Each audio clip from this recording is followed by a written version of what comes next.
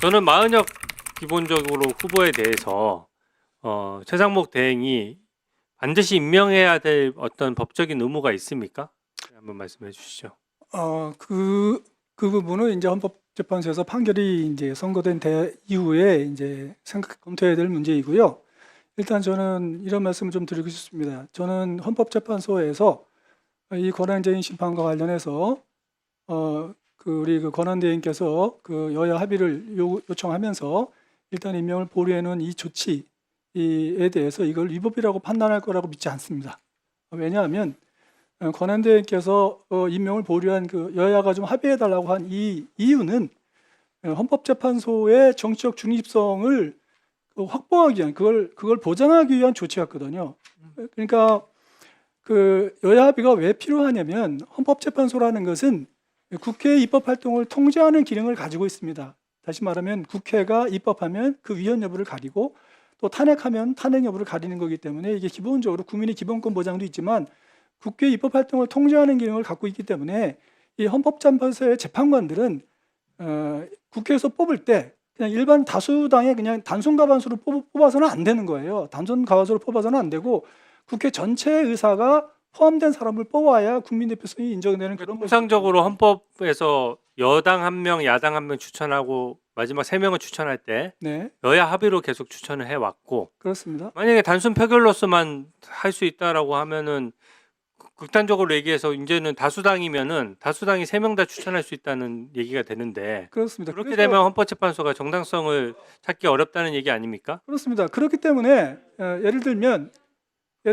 그 독일 연방헌법재판소가 우리 헌법재판소의 모델인데 독일에서는 물론 의회에서 헌법재판관들을 이제 선출하지만 거기서는 제적 3분의 2로 뽑게 돼 있어요. 제적 3분의 2로 뽑게 법률을 만든 이유가 여야가 반드시 합의하라는 거예요. 여야 합의를 강제하기 위해서 그런 조문을 만들어서 그 여야 합의가 필요한 것이 바로 헌법재판소의 정적 중립성 때문입니다. 그래서 그렇기 때문에 우리는 그런 규정이 없지만 적어도 그동안 우리 국회가 질의하는데 지금 뭐 하시는 겁니까? 네. 적어도 우리 국회가 그동안에 여야 합의로 했던 이 관행을 가진 것이 바로 독일법에서 여야가 반드시 합의해서 헌법재판소의 정적 주도를 강화하려는 그 취지가 반영된 거였어요. 그렇기 때문에 좋습니다.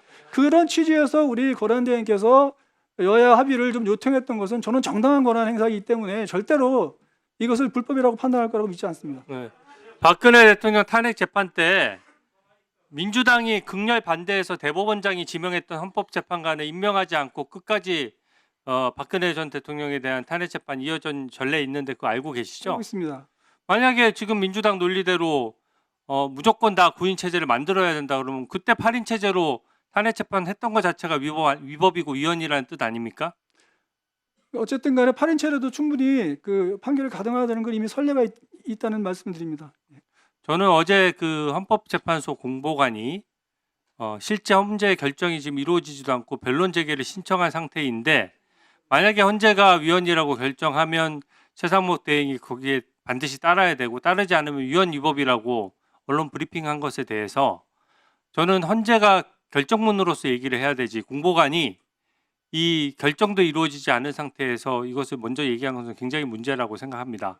기본적으로 이 최상목 대행 같은 경우에는 설사 헌법재판소가 어떤 결론을 내린다고 하더라도 새로운 사정 변경이나 새로운 사유를 들어서 당연히 그 임명권은 대통령 권한대행에게 있기 때문에 대통령 권한대행이 판단해서 임명을 하지 않을 수 있는 거 아닙니까? 그 대통령 권한대행 결국 대통령 권한대행이 임명권 행사는 대통령의 임명권 행사죠. 대한민국은 대통령제 국가입니다. 대통령제 국가에서 헌법이 대통령한테 임명권을 부여하고 있어요. 근데 이 헌법에 대통령한테 부여한 이 임명권을 국회가 선출하면 무조건 서명해야 된다는 식으로 해석하는 거는 그거는 저는 납득하기 어렵습니다. 그거는 그런 식으로 해석하는 거는 내각 책임제 국가에서는 그렇게 해석하는 거예요. 예를 들면 말이 안 되는 얘기니까. 독일법에서는 국회에서 선출하면 자, 얘기해도 되겠습니까? 네, 의원님들 가만 계셔 보세요. 네, 의원님 가만 계셔 보세요.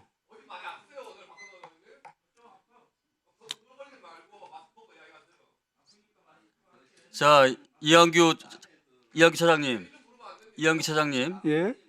지금 추경원 전 원내대표하고 박찬대 원내대표가 세 분의 헌법재판 가만히 계셔봐요. 양쪽 다 가만히 계셔봐요.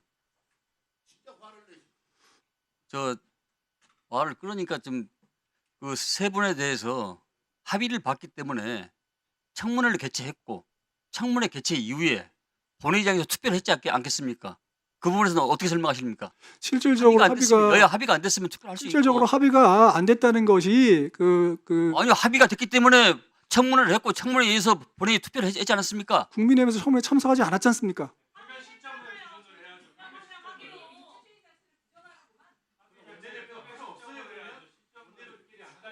그러니까 실질적으로 합의가 됐느냐는 표결 시점으로 판단해야 될 것이고 표결 시점에서 합의가 있었는가는 아마 그 헌법재판소의 심리에서 판단하게 되지 않겠습니까? 그거를 제가 저한테 묻지 마시고요. 뭘 그러니까 그거는 내가- 헌법재판소에서 판단하지 않겠습니까? 위원장이 저 증인을 담으면 누구한테 붙습니까? 근데 그게 합의가 에? 있었는지 그런 오만한 대답이 어디가 있어요?